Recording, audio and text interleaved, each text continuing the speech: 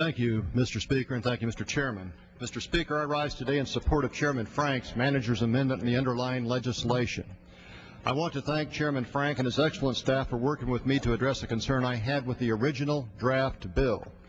On Tuesday, I talked to our Kansas Governor, Kathleen Sebelius. We were concerned about a provision in the bill that would have required financial firms participating in TARP to divest their companies of corporate business aircraft. While it's clear that the auto executives were very insensitive to American taxpayers when they flew in their private jets last November to request billions of dollars in federal assistance, a blanket prohibition against the corporate use of business aircraft would have had the unintended consequence of hurting the general aviation industry and its workers who are so important to Kansas.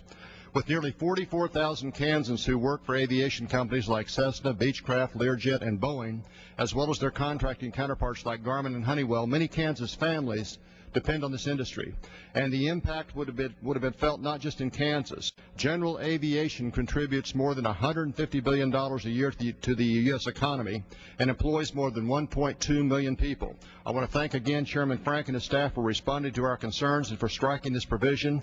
This is good news for Kansas and aviation workers across the country. These are difficult times. I urge my colleagues to support the manager's amendment and the bill to ensure these TARP funds are responsibly allocated with strong oversight protections for the American taxpayer. And I yield back. Thank you, Mr. Chairman.